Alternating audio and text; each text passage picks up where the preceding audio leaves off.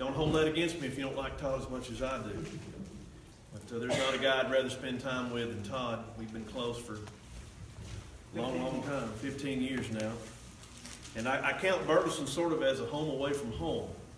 A lot of milestones have happened in my life, that much of which have been shared right here through Todd, and even coming and visiting at various times. So it's always a blessing to be back. If you're familiar with the book of Job, you know that it's a book about a number of things, but if I were to ask you tonight, well, what's Job all about? Probably you would say it's about suffering.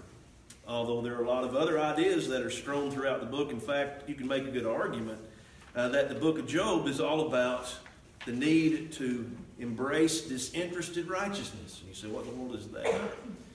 That is the willingness to live righteously before God because of who He is and not because of what He does. A lot of people are more than happy to serve God when things are going well, when everything's good, when all the gifts are coming, but they love the gifts more than the giver of them. And so when things go poorly, go south, they don't have what they think they ought to be receiving, they turn and they quit serving. We see it happening all the time. And of course, that falls into play regarding what we want to talk about tonight, walking with God through pain and suffering. Probably 3 years ago now, maybe a little longer, I purchased a book that carries that title, Walking with God Through Pain and Suffering. Written by a fellow who writes from a Christian perspective, Tim Keller, and that book turned out to be one of the most helpful books I've ever read. Now, Tim Keller is not a member of the Lord's church, so I don't just suggest that book or recommend it without saying, search the Scriptures daily, or search them to see if whatever you read is so if you choose to pick up that book. But it was very helpful along the lines of coming to an understanding of suffering, what the Bible teaches about it, and how we ought to look at it. So I say that up front. I'll probably mention a few things from the book as we go along. But if you study the book of Job, you know that in the first couple of chapters, after a challenge that was posed by God to the devil himself, have you considered my servant Job? The Lord allowed Satan some reign in Job's life to allow him to suffer loss, to prove and to show that Job indeed was God's servant. God had great confidence in the man Job. And so we find in the first couple of chapters, Job loses everything. In one fell swoop, he loses family, he loses possessions, and then he loses even his own health. And one of the saddest things about the first couple of chapters of the book of Job is that even his wife basically loses heart. And says, verses 9 and 10 of Job chapter 2, do you hold fast to your integrity? This is what she said to Job. Curse God and die. And Job said, you speak as one of the foolish women speak. Shall we indeed accept good from God and not accept adversity? And we're reminded again that in the midst of all of his suffering, Job didn't sin. Didn't sin with his lips. Didn't turn against God. Didn't quit serving Him. But in chapter 3 of the book of Job, and that's where I want us to focus as we start tonight, Job says something, and I want you to analyze it as we read it and consider it. And ask yourself the question, what does this teach us about suffering? What does this teach us about trial and tribulation? And the passage that I want us to note is in verses 25 and 26 of chapter 3. Again, what do these two verses, based on what we just said about Job, and I know most are familiar with what happened to him, maybe not everybody, but he lost everything. And he was a good man. He was an upright man. He feared God, shunned evil, but yet bad things happened to him. But as he thought of everything that had transpired, as he lamented his state, verses 25 and 26, this is what Job said. He said, for the thing I greatly feared has come upon me, and what I dread has happened to me. I am not at ease, nor am I quiet. I have no rest. Now notice the last phrase there. He says, for trouble comes. He said, what I hoped would never ever happen in my life has happened. He says, trouble comes. Now, I ask you this evening, what does that teach us about suffering as we try to make application of those couple of verses and what we've said about Job? What does that say to each of us tonight, here outside of Hamilton, Alabama, about the state of our existence? And this isn't a preaching session, so if you want to say something, feel free. And even if you're not right as it pertains to what I'm looking for, I appreciate the effort, so I'm not going to ridicule or make fun of anybody. And I can tell that's very helpful and you're not afraid, so. Well, he says what he has fear has come upon him. So he was already dreading things before they ever happened. There was some anticipation of something bad happening. What do you think about that? Well, I thought about as good a man as he was, living his life. Of course, I realized that God allowed Satan to do that to him. But, you know, bad things, I think he's trying to teach us lessons. Bad things, even no matter how good you try to live, going to come upon you anyway. Walter, you would make a very good health and wealth gospel guy, you know it. You know, the people who teach that if your faith is what it ought to be, and if it's such that can move mountains, you'll never get sick, you'll have all the money you'd ever want, you'll live in a big house, have a fine car, maybe even have a plane. If you're full of faith, you're going to have everything that you'd ever want, because that's what God wants. But life doesn't turn out that way, does it? Except for the preachers who preach that to some degree. Yeah. But here's what I want us to think about. Listen to this quote, and I know it's dangerous reading things when you have teaching class, because that gets people thinking about lunch tomorrow and what time they want to go to bed. But listen to this if you don't mind. The author of the book I referenced earlier said, Job said, trouble comes. Now listen. Suffering is everywhere, unavoidable, and its scope often overwhelms. Now he's talking about his own book, and he says, if you spend an hour reading this book, more than 5 children throughout the world will have died from abuse and violence during that time. If you give the entire day to reading, more than 100,000 children will have died violently. But this is, of course, only one innumerable form and mode of suffering. Thousands die from traffic accidents or cancer every hour, and hundreds of thousands learn that their loved ones are suddenly gone. That is comparable to the population of a small city being swept away every day, leaving families and friends devastated in the wake. He began by saying, suffering is unavoidable. Trouble comes, doesn't it? If you've never suffered anything in this life, you haven't lived very long. Because it's unavoidable. And its scope is massive, living in a fallen world. I'm thankful that I don't know all that goes on in the realm of suffering and trial and tribulation. I think it would be so overwhelming I probably couldn't even get out of bed. But I'm aware of the fact that all of us walk through it eventually, don't we? I would almost guess that somebody tonight is in the midst of suffering, trial, tribulation in some form or the other. And here's what we always know. At any point in time in life, either we're moving in the direction of suffering, trial, tribulation, we're in the presence of suffering, or we're moving out of suffering. Do you agree with that? At any point in time. Because it's unavoidable. Trouble comes. Job said, man who is born of woman is but of a few days and full of trouble. He comes forth like a flower. He fades away. He doesn't live very long, and in the midst of all of his living is a great deal of suffering and trial. Yes, sir. Make a comment about something you said just a second ago. Ecclesiastes 1:18 says the more knowledge there is, the more grief. Okay. So you get more know about, we need more about what we're knowing. Wouldn't you agree that there's sort of a safeguard on our psyche, our psyches individually? Meaning that, we can hear about things, some disaster somewhere far away, or even somewhere close. And if we don't know the people well, or we're not intimately involved, it's not a personal thing, we feel some sorrow, but we don't feel the gravity of the situation like the people that are in it. And aren't you glad that we don't? Imagine if we were as overwhelmed with any tragedy, sickness, disease, trial, tribulation, somebody's going through death, as we are regarding our own selves and the people with whom we continually interact and love. We couldn't get out of bed, could we? Suffering's just that overwhelming, and there's enough of it in the lives of those we love, and enough of it that we'll have to face personally, that I'm certain that the Lord protects us in some sense. I'm just thinking out loud there regarding that point. Let's turn to Matthew 7 and let's talk a little bit about why study suffering. Why study trial, tribulation, things like that. In the congregation at Crandall, I spent 22 weeks going over this material. Not tonight's material, but a lot of different things. And I found that I've been preaching close to 25 years, and I think that this information, that study there at Crandall anyway, was probably as well received or better received than anything I've ever done while preaching. And the reason being, I think, is because anytime you preach on these matters, there's not a person in the pew that's not hit in the face with it. There's not a person in the pew that doesn't deal with it.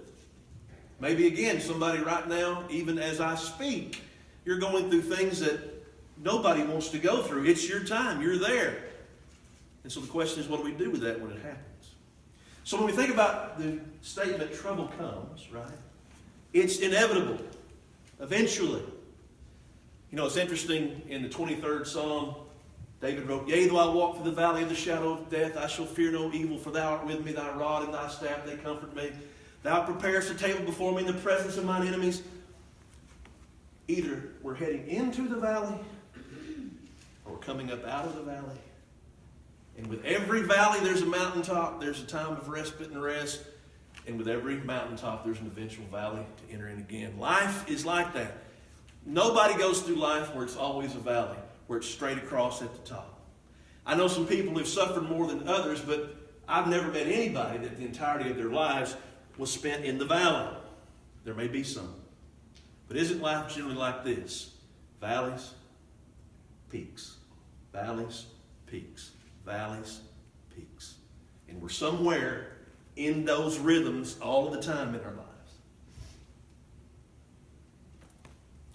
Matthew 7, 24 through 27. Sermon on the Mount as it ends. Jesus said, "Whoever hears these sayings of mine and does them, I will liken him to a wise man who built his house on the rock." Now let's notice what happens to the one who builds his house on the rock. The epitome of someone who does what is right and proper and good. Jesus said, "And the rain descended. The floods came, and the winds blew and beat on that house." What's that descriptive of, you think? Stormy. There's storms, but it's not physical storms Jesus has in mind. Did I say something crazy just then? Todd gave me that look like, I don't know what you're talking about, but you sure seem convinced. It's the storms of life. And so if we build our house on the rock even, what can we expect? The rains will descend, the floods will come, the winds will blow and beat on our houses, our lives. But if we build our house on the rock, what happens? It remains. It's steadfast. It doesn't fall. And then, of course, he gives the illustration of the foolish man who doesn't do that. And then when the storms of life approach, he falls flat on his face. Why study suffering? Because none of us are immune to suffering. When Jesus talked about the storms of life, he had in mind those storms for all of us. Every one of us. Count it all joy, my brethren. When what? You fall into various trials, knowing that the testing of your faith produces patience or endurance.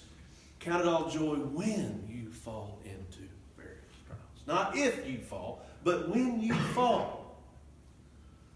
They're on their way. Or you're in them. Or you've just moved out of them, or you're on the verge. Why study suffering? Because none of us are immune. I wish we were. I wish there was something that if we were smart enough and wise enough and strong enough, made the right decisions, we can know we can just bypass it. But it doesn't matter how wise you are, how smart you are, how strong you are. They come to you anyway, don't they? Here's another statement. The loss of loved ones, debilitating and fatal illnesses, personal betrayals, financial reversals, and moral failures. All of these will eventually come upon you if you live out a normal lifespan. No one is immune. Therefore, no matter what precautions you take, no matter how well we have put together a good life, no matter how hard we have worked to be healthy, wealthy, comfortable with friends and family, and successful with our careers, something will inevitably ruin it. Life is tragic. Now, we're not being pessimistic here. We're just talking in terms of reality, right? Why do we even want to talk about these things? Because they're coming or they're here. That's why. And it's so crucial that when they come, we are ready to live faithfully before God despite them. Why study suffering? Because none of us are immune. The storms of life are coming. Another reason we ought to study and think about this matter is because suffering, trial, tribulation, pain never leaves us as it finds us. Think about that for a second. Now, some may be, you're young enough where you haven't seen it yet, maybe. You haven't gone through it. Maybe you have. I don't know. Don't know anybody's personal situation in here. So if I look at somebody, don't think, Todd must have told him so. No, nobody told me a thing. But when you're young, there's a hubris about you.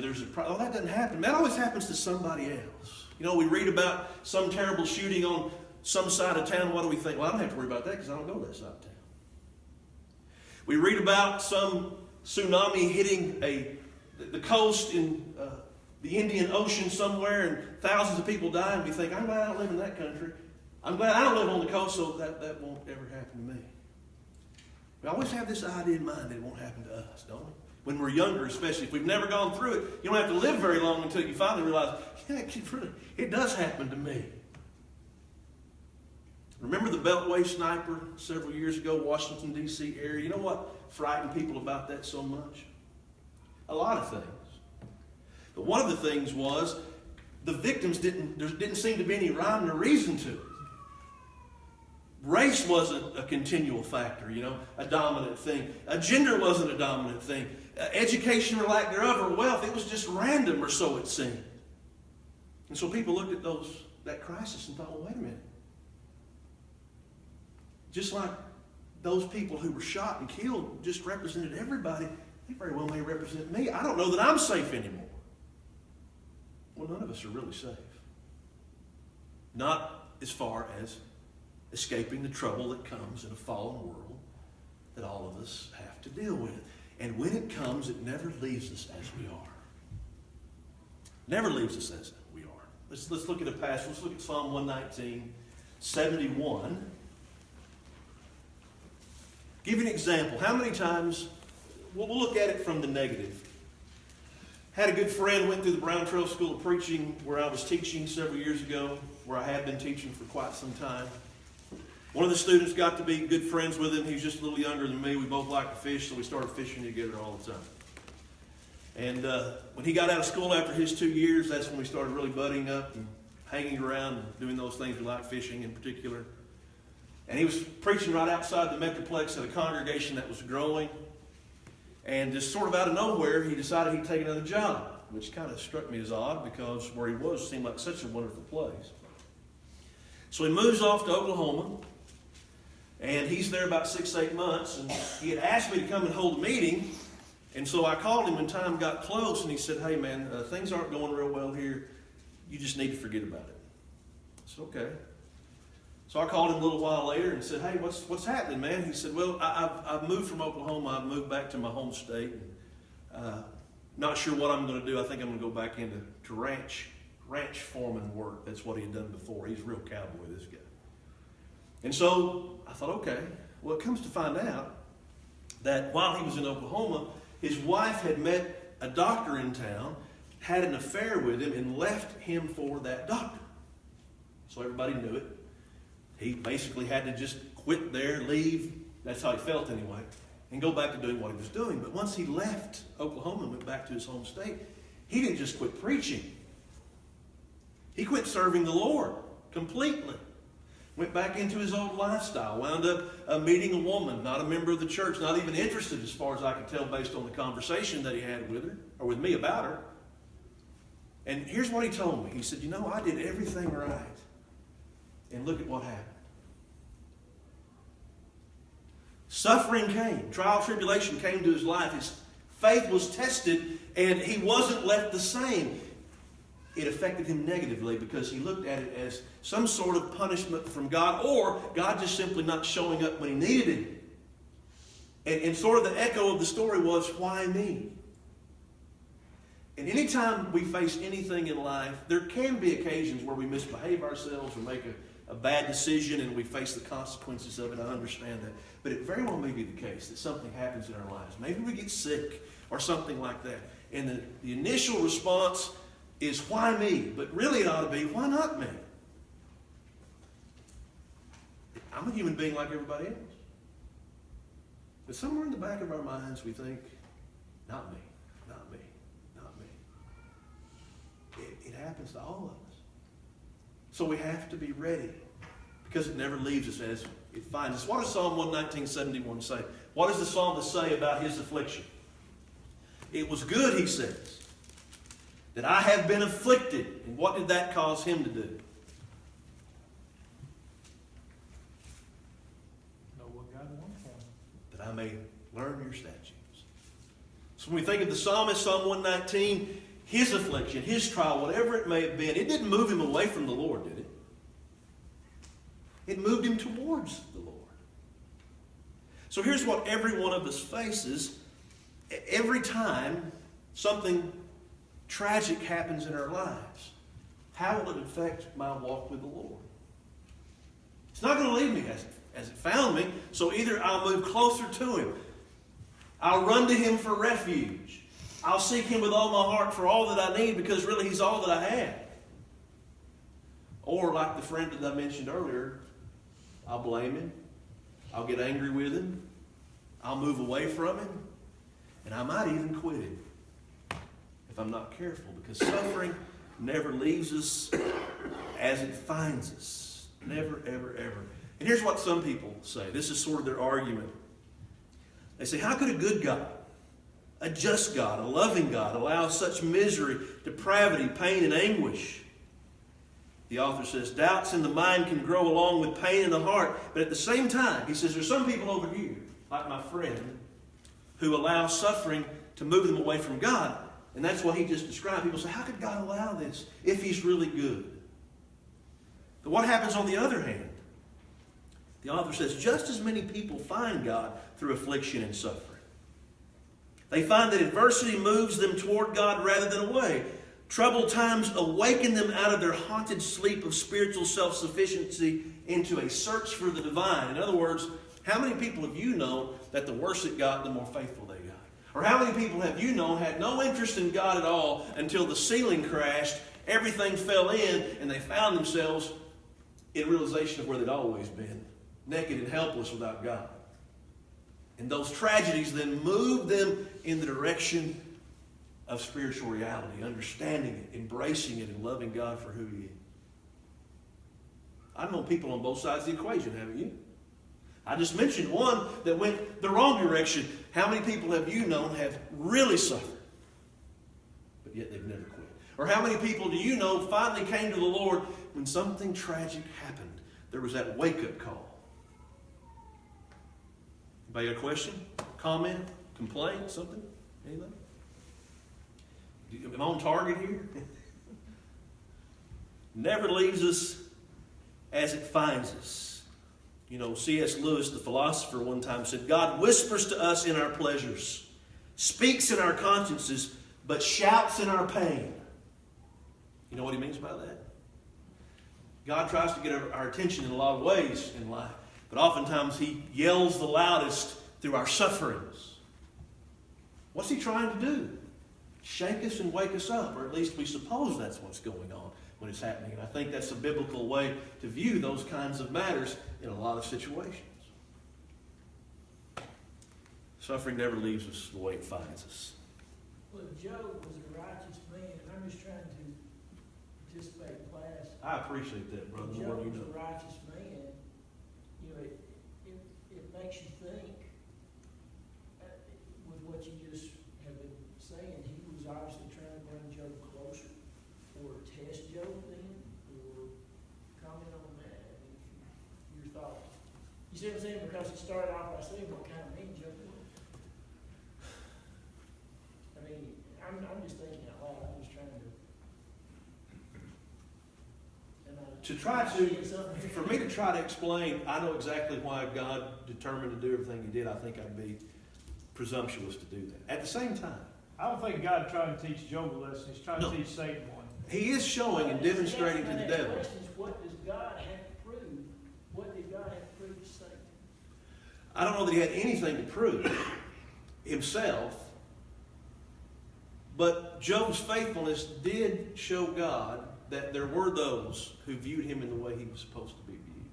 Well, I think that all that was put in here for our learning, that we could understand, you know, when he done what he did, and we can still survive, and we can still have a God that loves us, just like that.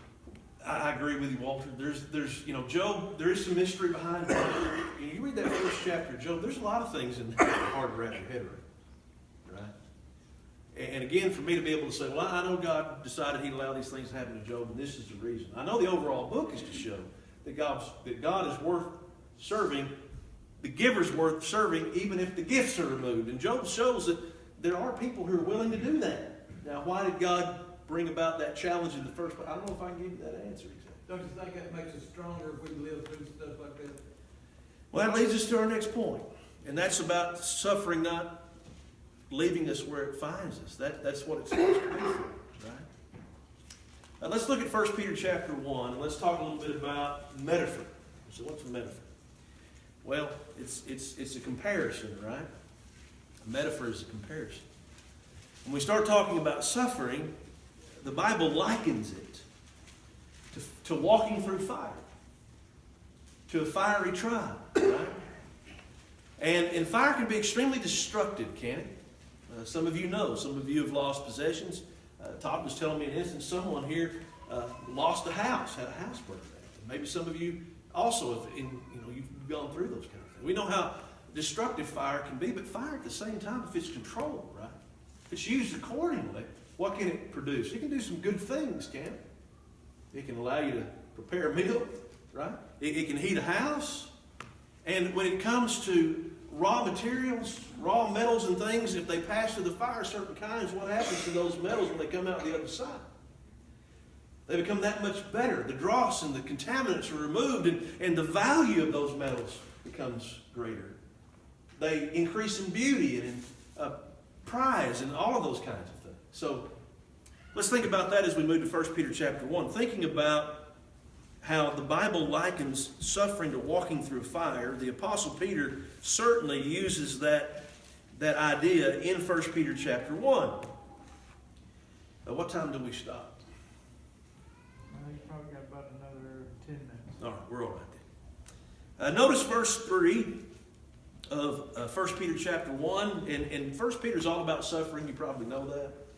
In every chapter, something said about the sufferings of Christ. And so much of what Peter writes about to his hearers is, if Jesus suffered, right, then you need to expect it as well. Do not count it a strange thing concerning the fiery trial which is to try you. He uses that expression in verse 12 of chapter 4. But look at verse 3, chapter 1. Peter says, "Blessed be the God and Father of our Lord Jesus Christ, who according to his abundant mercy has begotten us again to a living hope through the resurrection of Jesus Christ from the dead, to inheritance incorruptible, undefiled, that fades not away, reserved in heaven for you, who are kept by the power of God through faith for salvation, ready to be revealed in the last time or day." Now, he's writing saved people, right? Evidently faithful people, but notice what he writes, verse 6. "In this inheritance to come, all of this that you have, this hope," he says, "in this you greatly rejoice, though now for a little while, if need be, you have been grieved by various trials." So they're suffering. They're suffering as Christians, 1 Peter chapter 4 and verse 16. Now let's notice what he says the reason for the allowance of this suffering is. He says that the genuineness of your faith, being much more precious than gold that perishes, though it is tested by fire, may be found to praise, honor, and glory at the revelation of Jesus Christ. And there's an interesting idea there. The praise that's talked about in that particular section is the praise that the faithful receive when Jesus comes again, when we're glorified together with him. In other words, What's going to allow us to become everything God wants us to be? At least those to whom Peter wrote at this particular time, and it's true generally for us. It may be the case that we need to pass through the fire as sons and daughters of God at various times in our lives. Why? That our faith might be tested, sure, but that we might come out the other side like gold refined. What happens to gold that's refined in the fire? When it passes through the crucible of fire, it comes out pure. And its purity then stands out and its value increases. He says your faith is like that gold. But we never know how faithful we really are until our faith is put to the test. Isn't that true? We'll never know how much we need Jesus until Jesus is all that we have. You know, all of us would admit, I need the Lord in my life, but sometimes we have to lose everything in our life to realize He's who we always needed and all we really need. We have to do that sometimes for that to make sense to us, to become reality to us. So Peter, in 1 Peter, again, likens trials to passing through the fire. As Furman said, what's the idea? The other side means greater strength. For us, greater maturity, a greater faith, a greater trust. You know, if you walk with God through pain and suffering, you keep coming out the other side. What eventually begins to happen in your heart and mind about the events of life? It's going to be all right. But you don't really know it's going to be all right until you walk through a few of those. So they are for our betterment, but here's the thing. Fire is either helpful or it's destructive. Suffering never leaves us as we are. So when we face any trial, tribulation, any sickness, any problem of living in a fallen world, we're faced with that decision every time. What will I do with this? Will it make me better? Will I allow it to? Or will I convince myself that I need to just move on? Forget God. But here's the thing. If you move away from God because of pain, trial, and suffering, then what do you have when you go through pain, trial, and suffering again? What's going to be your comfort? Then at least God's in the picture in the back of our minds so we can understand and know there's got to be a reason for it, right? Or at least He's with me in it. He can certainly use it. But what if there isn't a God? What if I say I just don't believe in that anymore? And then you go through it because you're going to go through it anyway, whether you believe or don't. Then what do you have? What's your reason for it then? What's your hope in the midst of it then? You know what you have? You have a big bag of nothing. That's what you've got. Never leaves us as we are. Look at 1 Peter 4. I mentioned it just a second ago. Again, he's talking to those who are suffering because of trial.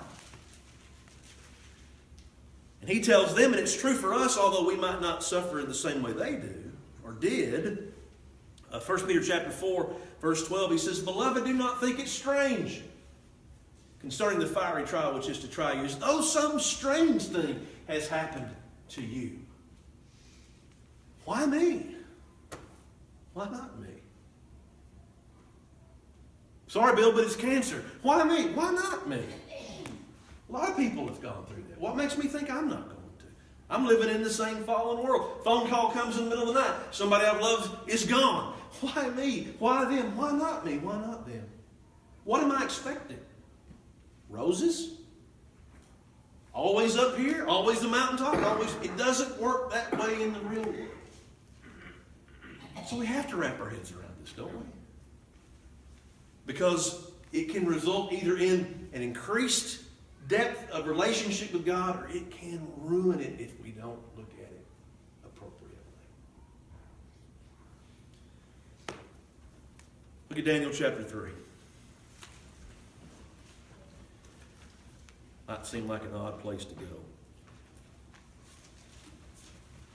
You studied Daniel lately? You gone through that book lately? Nope. It's in the Old Testament. It's in the Old Testament? Yeah, I don't go there much either.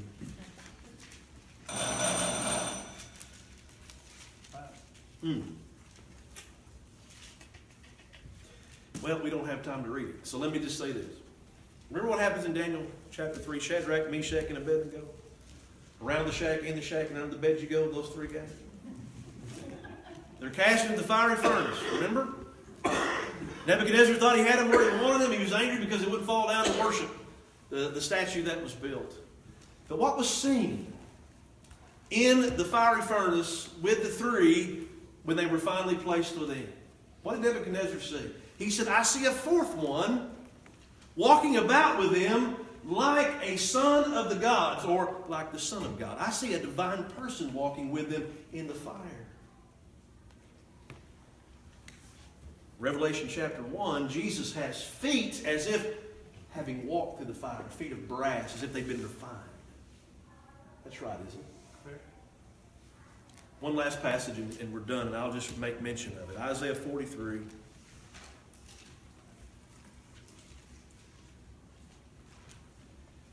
Now, this was written with Israel in mind, and I realize it's for them, but at the same time, I think there's an application for us based on a number of the principles we've already seen. But this is what God said to Israel, and let's try to do our best to personalize it as New Testament Christians. I think it's true. Verse 1, Isaiah 43, But now thus says the Lord who created you, O Jacob, and he who formed you, O Israel, fear not, for I have redeemed you. I have called you by your name, you are mine. Notice this. When you pass through the waters, I will be with you. And through the rivers, they shall not overflow you. When you walk through the fire, you shall not be burned, nor shall the flame scorch you. The fiery furnace, he says, Israel, you'll go through it, but I'll be with you. It won't destroy you, and that's true for us too, but what makes the difference in the trials that we go through? The crucible of suffering, the fiery trials, what makes the difference as to whether or not they enliven, they enrich, they increase us, or they destroy us? How we view them and look at them. Trouble comes. Count it all joy, my brethren, when you fall into various trials, knowing that the testing of your faith produces patience. What will you do when the rivers overflow? And when the fire rages? God's there. He never leaves you nor forsakes you. Appreciate your attention. Sleep cover. I'm just going to leave this here.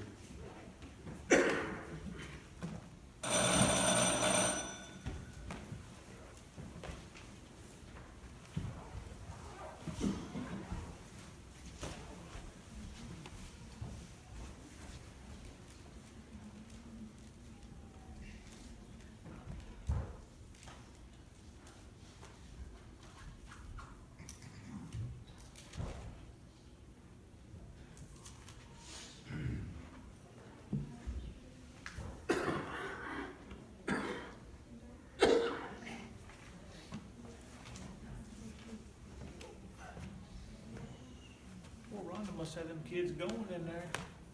2 bells and they haven't. There were 2 bells. Yeah. Only heard one. Didn't he ring the second one? Thought he did. He rang right after when you quit. He was waiting for you to finish up. As soon as you finished, he rang.